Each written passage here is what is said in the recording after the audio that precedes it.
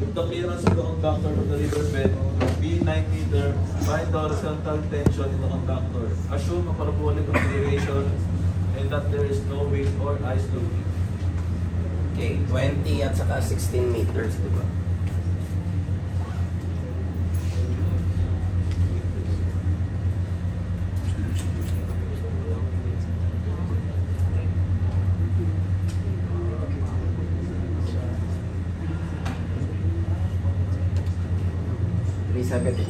meters.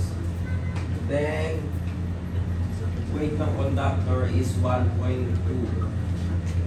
kilogram.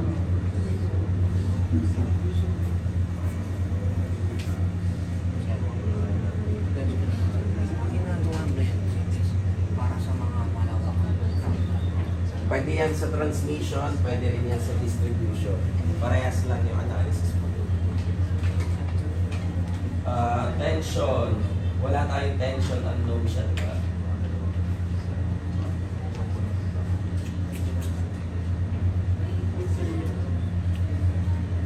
Yun yung clearance natin. If the clearance of the conductor from the riverbed. So, ibig sabihin,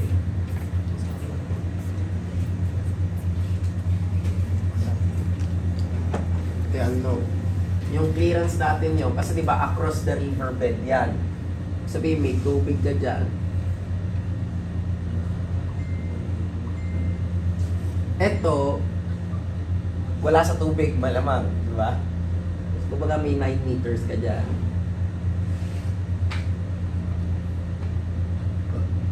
Eto na yun, may 9 meters ka rin dyan. Sumalabas, ang S1 mo is 11 meters and S2 mo is 7 meters na kaagad. So meron na tayong value ng S1 and S2. Hindi natin assumption yan. Yan talaga yung value niyan. Kasi yung clearance mo daw ng tower from the riverbed is 9 meters.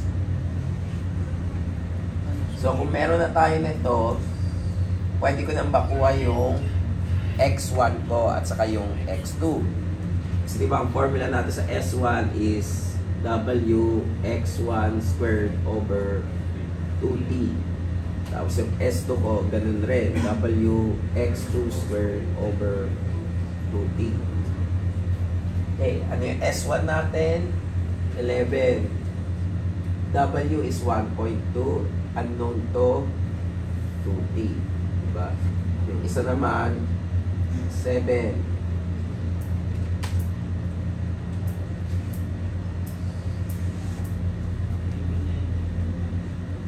So T is equal to 1.2 x1 squared over 22. T is equal to 1.2 x2 squared over 14. O, pwede natin pagsamahin yung dalawa, di ba? Tawagin natin yung equation 1 saka equation 2. So, 1 is equal to 2. 1.2 x1 squared over 22 is equal to 1.2 x2 squared over 14. Cancel out natin yung 1.2, di ba? So, magiging 14 x1 squared is equal to 22 x2 squared. Kunin mo yung square root both sides. So, magiging square root of 14 x1 is equal to square root of 22 x2. Or x2 is equal to square root of 14 over square root of 22 x1. Oh. Ilan yung total? 375. So, 375 is equal to x1 plus x2. So, 375 is equal to x1 plus square root of 14 over square root of 22 x1. So, ilan yung x1?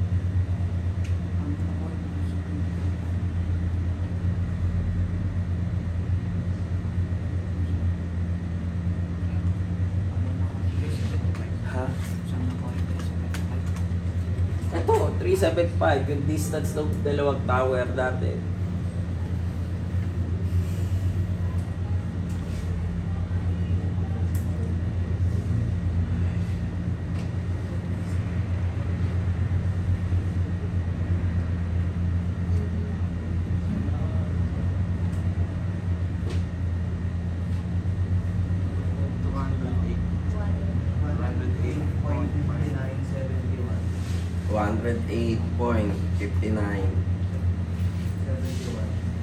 Meters. Okay, so pwede natin substitute na lang. So ilan yung tension ko? 1.2 x1 squared over 22.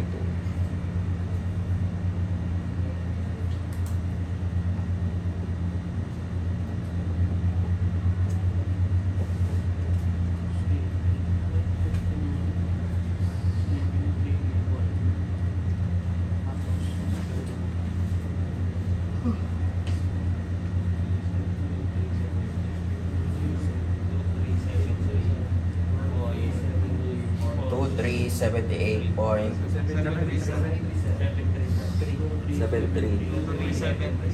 2,373.42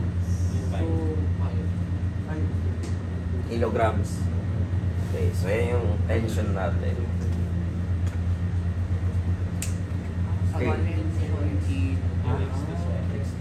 Hindi mo na kailangan kunin kasi ang sabi naman tension, di ba? Huwag mo na kunin yung mga hindi dapat kunin. Pero kung gusto mo kunin yung X2, pwede mo kunin.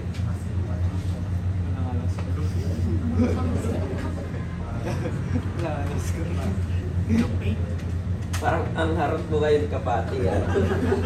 Palagi mong inasar si Sadiwa. Okay, number 8. Number 8. Number 8.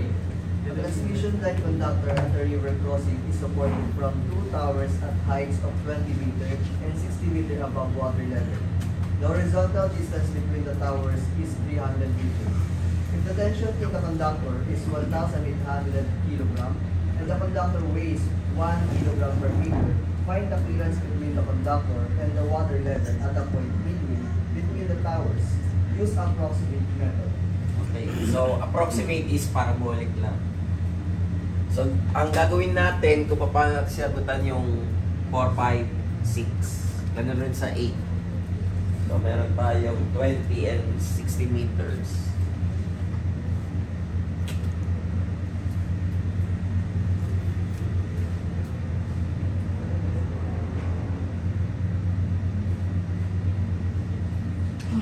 Then, 300 meters in distance.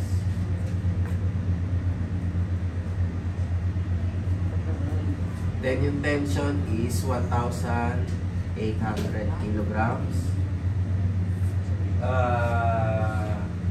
Weight natin is 1 kilogram per meter. Ano yung WC? Weight ng conductor. Same lang kanina sa 456. Okay. So, X1, 300 divided by 2 minus 5 or 8. 60 minus 20. 40. Tension. HT over omega L. X2, ganun pa rin. Gagawin lang natin plus.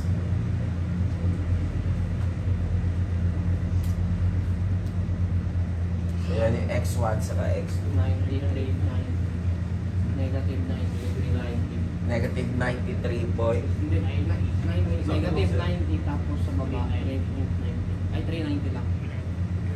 Negative 90 at saka 390. 390 yan. Sorry.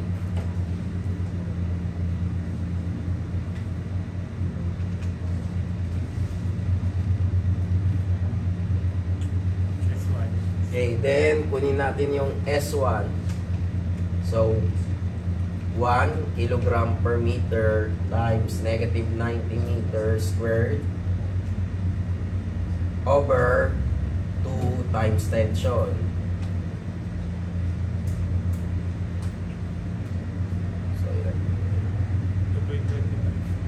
2.25 meters. So S2.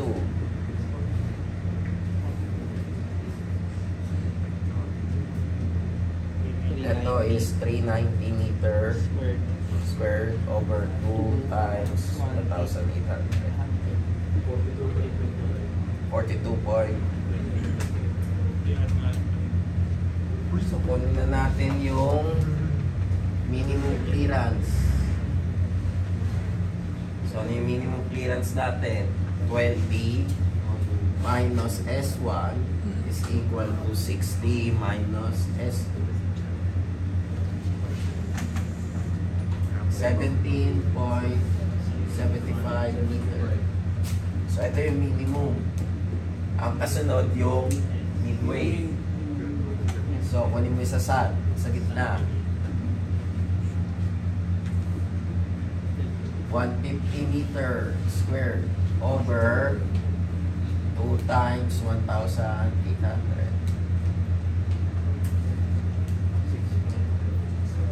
6 point.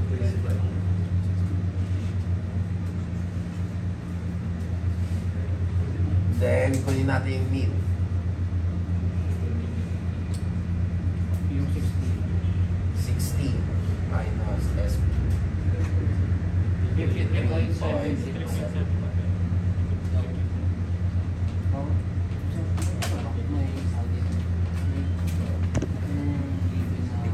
Pwedeng gamitan yung mababa. Ha? Magabalik ka rin naman ito ng sa sale. Pwede pa yan. Usually, wala ka nang bihirang mangyari yun. Kasi isipin nyo na lang, ito yung tower. Saan ka naman nakakita na tower na gumanon? Na mas mababa yun sa mas mataas. Imposible mangyari yan. Pag hinagi. Karaniwang pataas yung ano. Yung sa kaya bihira tayo magkaroon ng gano'ng example.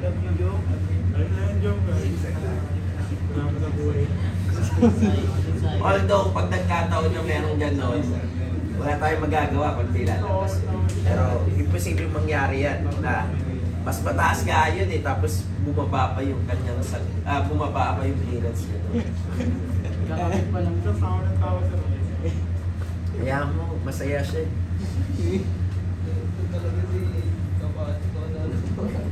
Okay, number 9.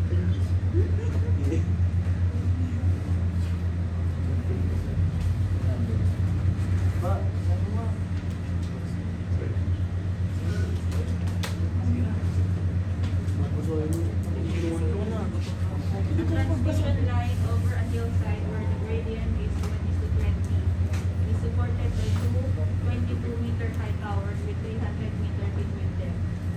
The lowest conductor is fixed 2 meters below the top of each tower. Find the clearance of the conductor from the ground. Even the conductor weighs 1 kilogram per meter and the allowable tension is 1.5 milligrams. Okay, ngayon, equal yung height ng tower natin. Pero, meron tayong tinatawag na gradient. Ano ba yung gradient natin?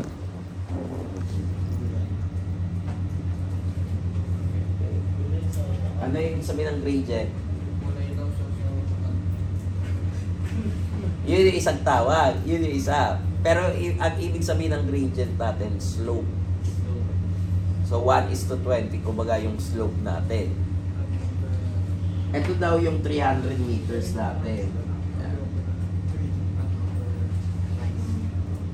Pero ito, hindi na, ito unknown. Ito yung hanapin natin. Tapos ito, wala rin. Ito yung height natin. Kasi ito daw, 22 meters. Ito rin, 22 meters.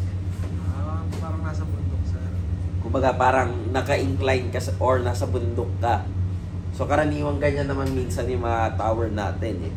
Or minsan pag nasa may probinsya ka, mapapansin mo naman na yung distribution sa transmission line mo sa bundok naman nakapwesto, di ba? So, ang tanong, ano daw yung clearance natin? Okay, given pa rin yung ating weight, 1 kilogram per meter. Yung tension, given rin na 1,500 kilograms.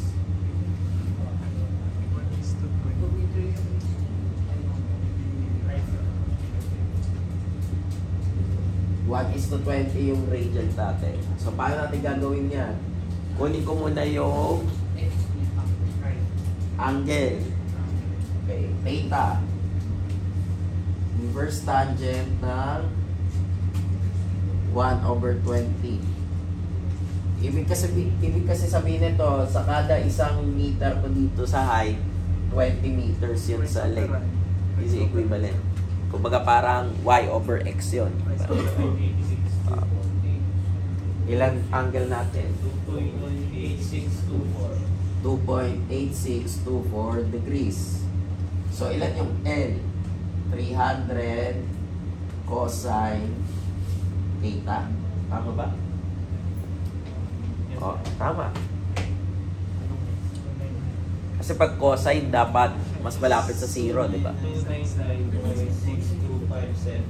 299.6257 meters. Then, ilan yung height? 300 sine theta.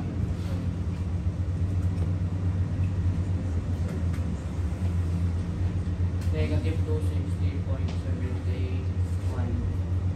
20 na pala.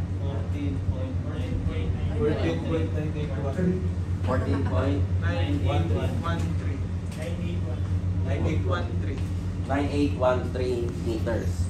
Okay, so meron na tayong H, meron na tayong L. So, pwede na natin kunin yung S1 saka S2, diba? So, ano yung X1?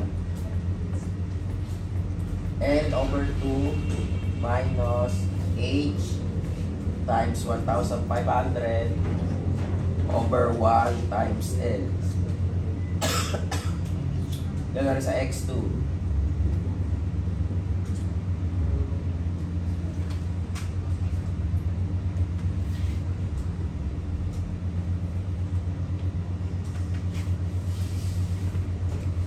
Bali, add ko po yung 14.913 sa akin dito sa Ha? I-add ko po sir yung 14.9813 sa akin.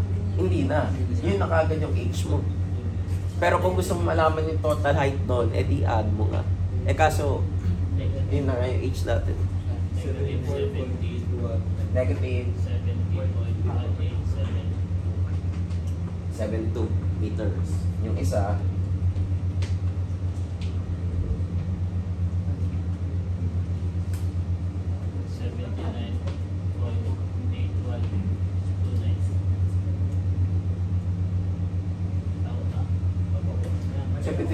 sure ka? Sige, kaya mo yan. 748195. Tama, 70. Bali sir yung height. Sa X1 Yung X1 ilan? 74.8195. 74. Pastig? Ano yung Ang L natin, ito 299 na. Tapos ang H natin, 14. Okay, so ilan to? 74.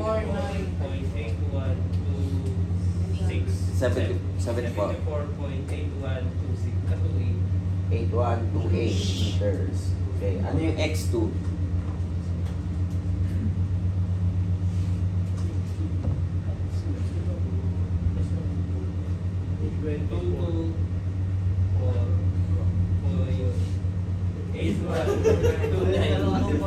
Wala mo bungol.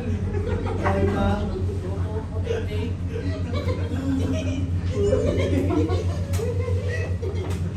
Sir, mali yata. Mali. Tama po sir. Same lang sir. Tama to. Tama sir. Okay, so ilan yung S1 natin? 1 kilogram per meter. X1 squared over 2 times 1,500. Then S2, 1 kilogram per meter. X2 squared over 2 times 1,500. 1.8657. 1.8657. Then, yung isa, 16.84670. 70. okay. So, ano yung aking clearance? Yung 22, maminusan ko pa ng 2.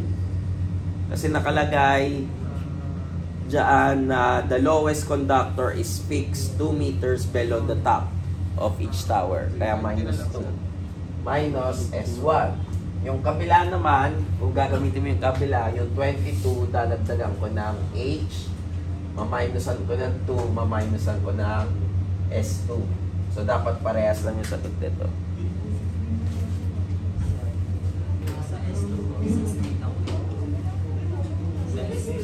Ano dapat?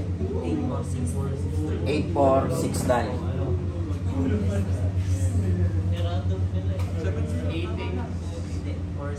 Alam, ilokot ako mag-lodo. 69 plus 1.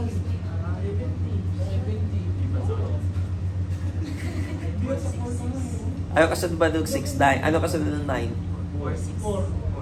4. Edi 69 lang.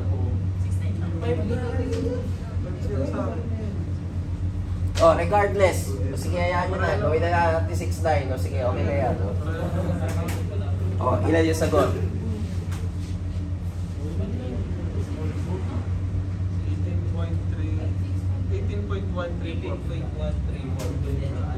18.43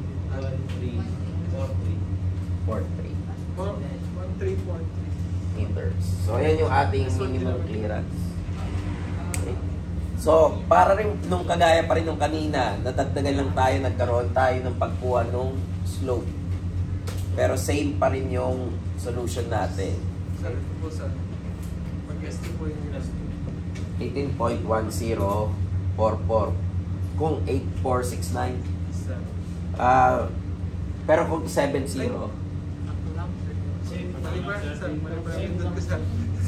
same lang. Okay, sige. Okay, number 10. Okay, a transmission tower. Ako na magbabasa. Transmission tower on a level ground gives a minimum clearance of 8 meters for its lowest conductor with a sag of 10 meter for a span of 300 meter. If the same tower is used to be over a slope of 1 into 15, find the minimum ground clearance obtained the same span, same conductor, and same weather condition. So originally, equal height, may given tayo na clearance. Yung clearance natin is 8 meters. May sag ka na 10 meters. Tapos meron ka dito na span na 300. Yan. O-convert daw natin. Lalagay natin sa 1:15. Ito na yung 300 meters. Ito na yung tower natin. So, tinatanong, ano na yung magiging sag nito nung kinonvert natin? Parang tinanggal mo siya doon sa equal spacing, nilipat mo. Same span, same conductor, and same weather condition. Wala ka na ibang given except for that. Okay. So, 8 is equal to omega 300 squared over 80. Okay, so lipat natin to. I-express natin in terms of tension. So, tension is equal to 300 squared W over 64. Okay. Tandaan lang natin yan. Okay, lipat daw natin. Gawin nating unequal spacing. Bakit mo 8 yung ginamit? Ha? Hindi po ba sa... Number 10. Ang sabi sa number 10, 8 meters ang minimum clearance. Ang una mo kasi level ground. Level ground, ito tayo. So, ibig sabihin, 8 meters yung clearance. Hindi ba sir, formula ng SM sir? Ha? Hindi mo po ba? Equal spacing. Kasi di ba ang formula natin is SAG is equal to WX squared over 2T. Diba? Okay, papalitan ko ha. W L over 2 squared over 2T. So, WL squared over 8. Ano ba? 2 squared. 4, diba? Tapos sa times ko yan 2. Eh, di magiging 8. Kaya WL squared over 80.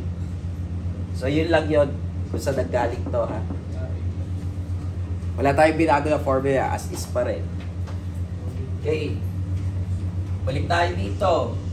Kailangan ko makuha to at saka ito, di ba? So, ano yung H ko?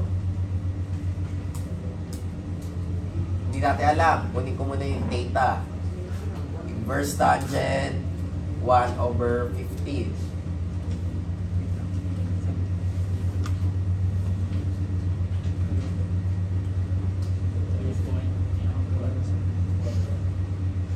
Ilan? 3.8141. Okay. So, ilan yung aking L?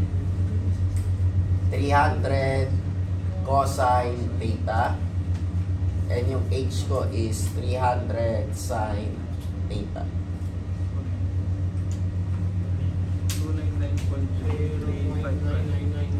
299.355. 299.355 meters.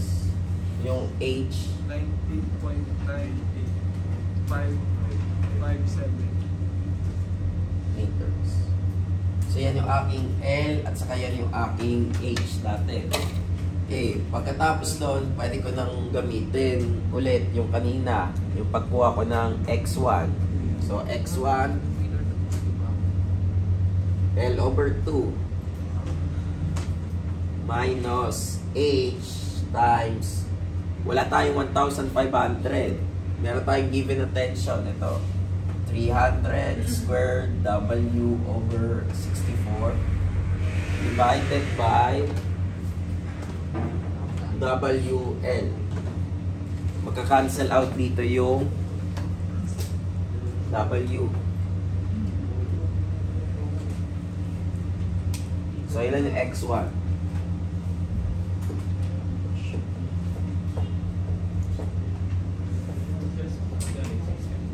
Ha?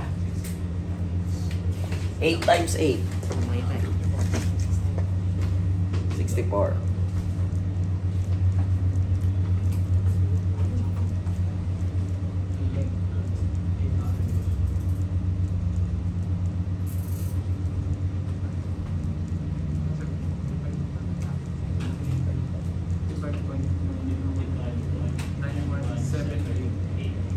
$55.78.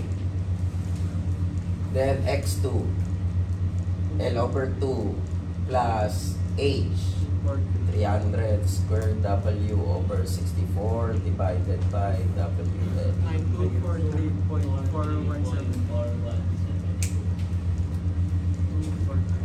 243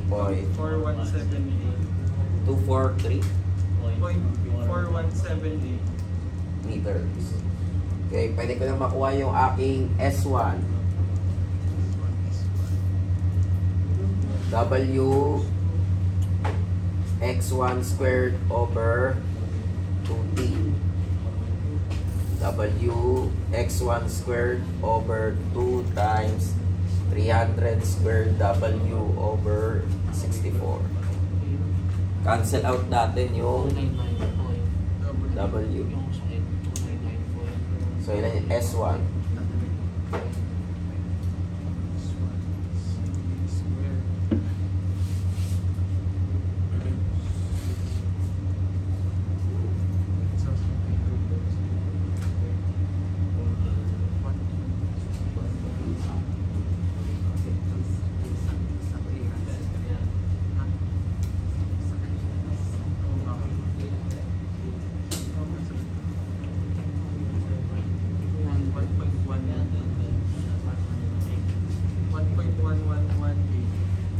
1 point. 1118. Tatlong 1. Yes, sir.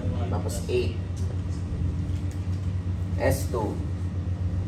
W x2 squared over 2t. 21. 67. Kasi 21.0675.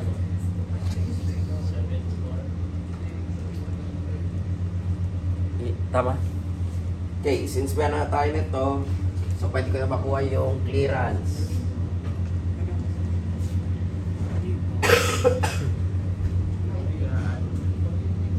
Kaya natin kukunin yung clearance. 8 plus 10 yung height ng tower, di ba? 18 minus S1 is equal to 18 plus H minus S2.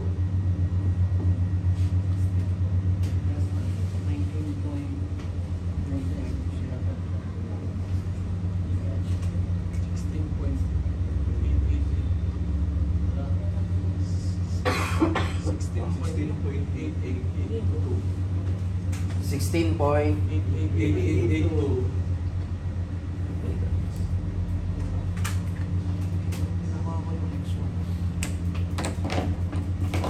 may questions from 7 to 10.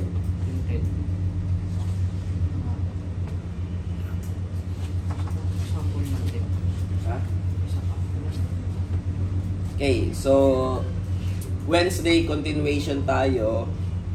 Then pagkatapos nito, yung conductor lalagyan natin ng yelo. Ice. Kasi usually yung mga main transmission system ka naman sa US at saka sa mga European countries, di ba? Eh may snow doon. So hindi mo naman pwede sabihin sa snow na wag lagyan yung conductor eh. So pag nagkakaroon ng snow yung conductor, nadadagdagan siya ng weight. Pag hinahangin yung conductor, nadadagdagan siya ng weight rin. So mapapansin nyo next time na itong weight na to, magiging total weight na yan, which is equal sa square root ng weight of conductor plus weight of ice squared plus weight of wind squared. Ano rason dyan? Kasi kung may conductor ka dyan, force of gravity pababa, weight of conductor, di ba? Yung yellow pababa rin. Kasi papatungan mo siya. Kaya pababa yung force doon. Pero yung hangin at horizontal component mo, kaya weight of wind. So pag kinuha mo yung total na weight, ito na sa gitna. Kaya ito yung dadagdag lang natin na formula sa Wednesday. Pero yung analysis mo is the same pa rin. Ganyan pa rin. So madadagdagan lang tayo dito, magbabago lang ito. So, ko-continue natin yung 11 hanggang 14. Tapos punta tayo doon sa kasunod. Ko-consider na natin yung wind and ice loading. Then, later on, or within this week, upload ko na yung second yung activity. Yung sa SAD. So, dalawang activity lang tayo. Yung una sa kapangalawa. Then, sa final exam, yung problem solving nyo hanggang doon lang. So, sag and tension, yung sa choice of supply, as well as yung mga ratio nung mga different supply voltages. So, yun lang yung problem solving. Pero yung multiple choice or objective type, mula prelim hanggang finals yun.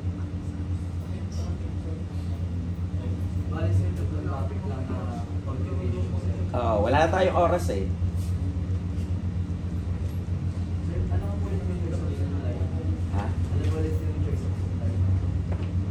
Yung mga volume ng conductor, pag ginamit mo 3-phase, pag ginamit mo single phase, pag ginamit mo yung DC,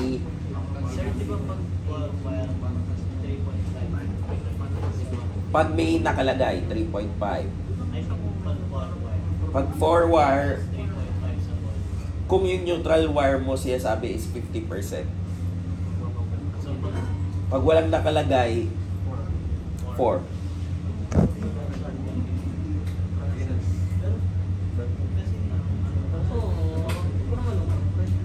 Tingnan natin.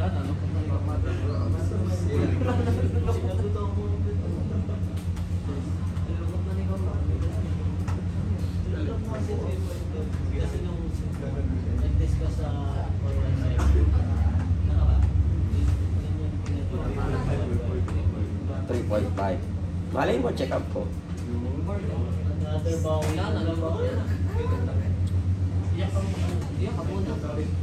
Ayan So, yun na yung ano natin. Then, sabi ko nga, 25 items ng board exam nyo nasa 415, 416, 417, di ba?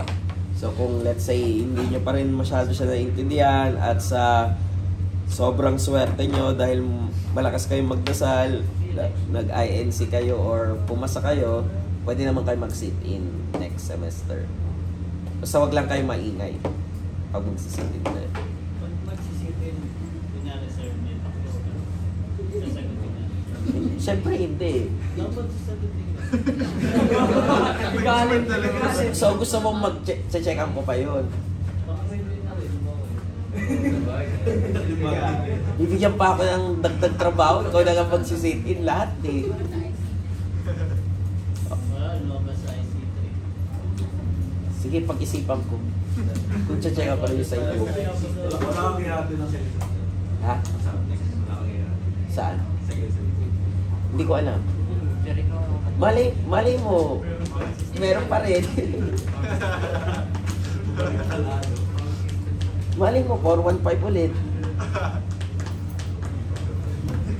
May tanong. Pagod na ako eh. So, doon tayo sa Wednesday na lang. Saka, malapit na mag 12:30. Oo, pwede.